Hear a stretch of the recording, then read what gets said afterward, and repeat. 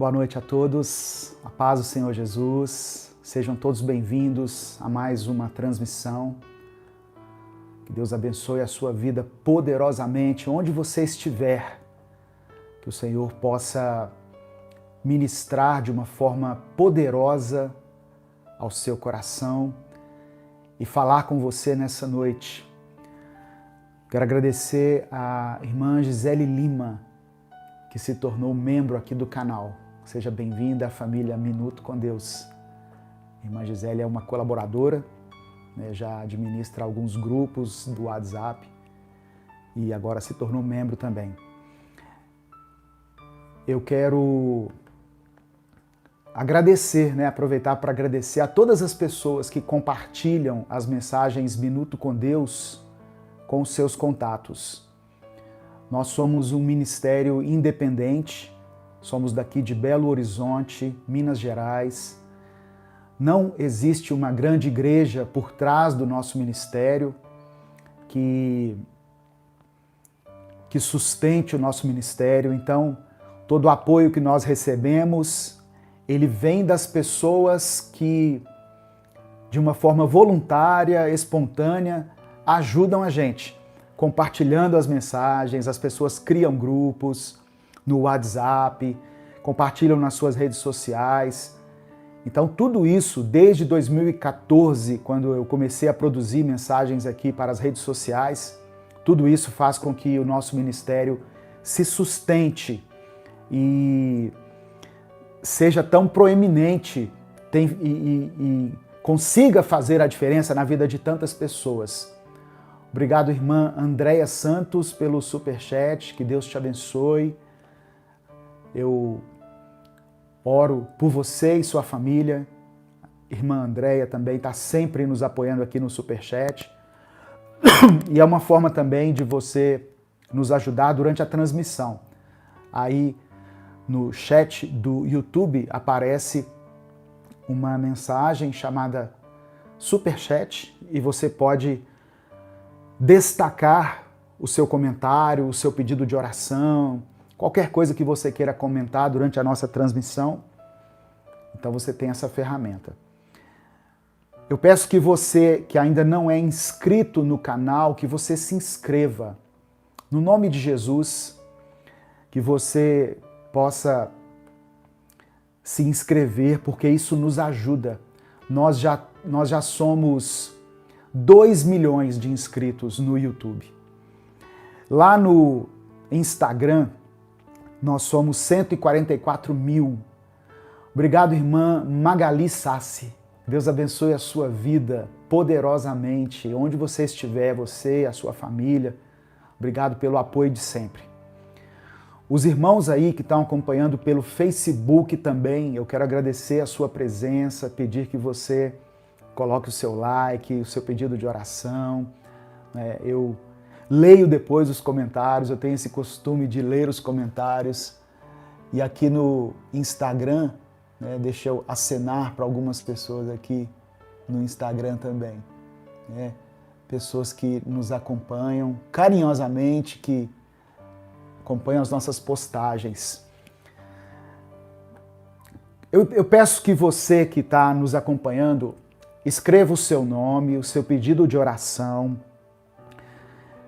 Nesse momento, irmãos, muitas pessoas não estão se reunindo fisicamente, não estão se reunindo presencialmente nas igrejas, por vários motivos. Não somente por causa da pandemia, mas por uma série de fatores. E nós temos o privilégio de termos essa ferramenta que são as redes sociais para nos comunicarmos aqui, para termos esse momento de comunhão. Irmão Ronaldo Novaes, indo para o trabalho, Deus te abençoe, meu querido. Bom trabalho para você, que Deus abençoe toda a obra das suas mãos. Eu não sei qual é o seu trabalho, mas que você seja abençoado ali, onde você estiver. Obrigado, irmã Jocelina Rodrigues, pelo superchat. Que Deus abençoe a sua vida, no nome de Jesus. Então, eu estava dizendo que muitas pessoas não estão se reunindo presencialmente por uma série de questões que eu não vou enumerar aqui. Mas para a glória de Deus, nós temos essa ferramenta aqui, onde nós podemos nos reunir de uma forma virtual e compartilharmos a palavra e orar uns pelos outros. E isso tem sido maravilhoso. Tem sido maravilhoso para mim, para minha família, para minha esposa e para muita gente que acompanha aí Minuto com Deus. Vira essa lâmpada para mim só um pouquinho, por favor, pro lado de cá, querida. Não, isso. Tá com pouca luz aqui no YouTube. Então, irmãos, esse é um momento que é um momento de culto. É um momento de culto. Ah, pastor, mas para ser culto tem que ser lá na igreja, tem que ter o louvor. Eu concordo com você que é muito mais gostoso a interação de uma forma pessoal. No domingo passado, nós fizemos uma ação social aqui, juntamente com o Projeto Romper, que é um projeto social que nós apoiamos aqui em Belo Horizonte, e nós reunimos aproximadamente umas 25 pessoas, né, querida? E foi maravilhoso aquele momento de comunhão. Só que, para o culto Minuto com Deus, eu sei que tem pessoas de muitos lugares que nos acompanham. Então, não faria sentido eu fazer um culto presencial aqui, limitado a um número X de pessoas, e deixar de alcançar você que está aí em São Paulo, no Rio de Janeiro, no Espírito Santo, no Amazonas, nos Estados Unidos, na Europa, na Ásia, na Austrália, em vários lugares onde essa mensagem alcança. Então, eu dou graças a Deus que eu tenho essa ferramenta.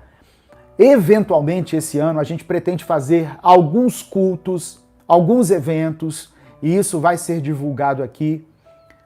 E vai ser bênção, eu creio, no nome de Jesus, porque é sempre bom a gente se reunir no nome de Jesus.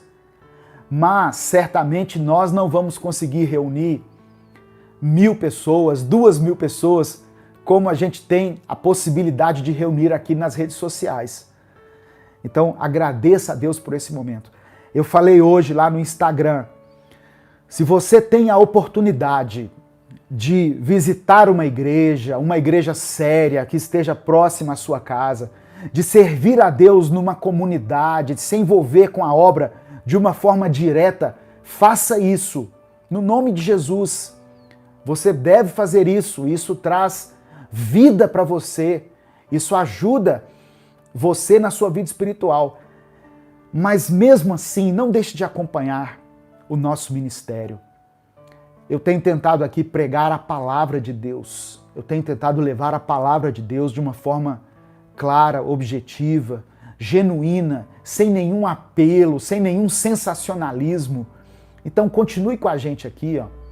Tem irmãos que são parceiros do nosso ministério, que acompanham a gente de vários estados.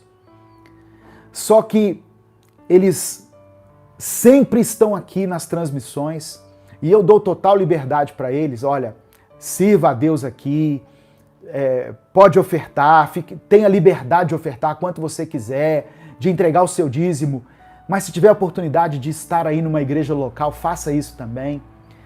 Querida, a lâmpada do YouTube deu uma travada, voltou, glória a Deus por isso. Obrigado, irmã Daniela Matos, que acabou de se tornar membro, Deus te abençoe poderosamente, seja bem-vindo, família Minuto com Deus. Hoje eu gostaria de compartilhar uma palavra com você.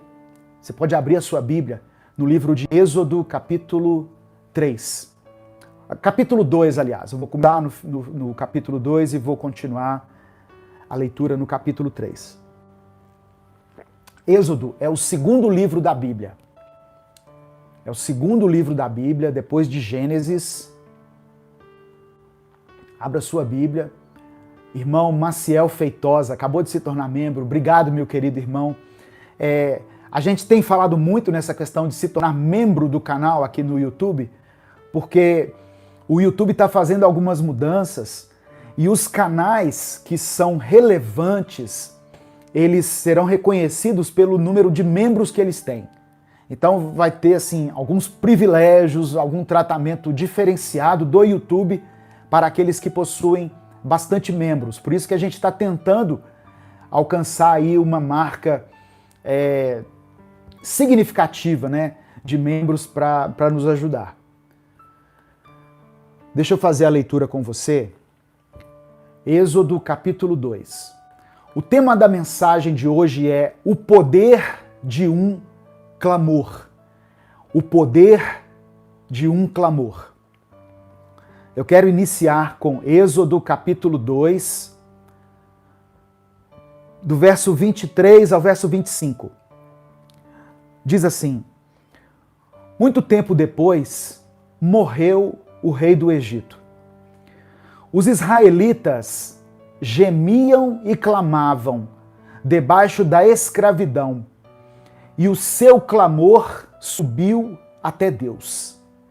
O seu clamor subiu até Deus.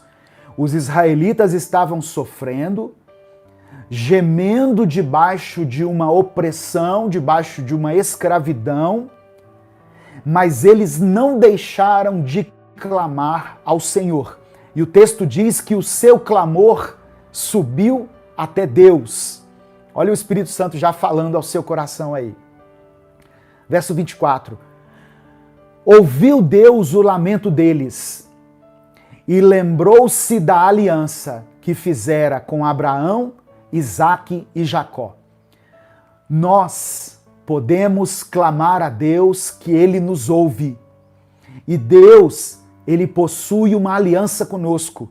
A aliança que Ele fez com Abraão, Isaque e Jacó, Deus haveria de renová-la aqui com Moisés. E até hoje Ele renova, Ele respalda essa aliança que fez lá no passado conosco. E hoje essa aliança, ela é firmada em Jesus Cristo. Quando Jesus Cristo se entregou por nós, era Deus cumprindo a promessa de que um dia nós seríamos libertos, nós seríamos redimidos, nós seríamos resgatados. O sangue de Jesus nos liberta. O sangue de Jesus nos dá livre acesso a Deus.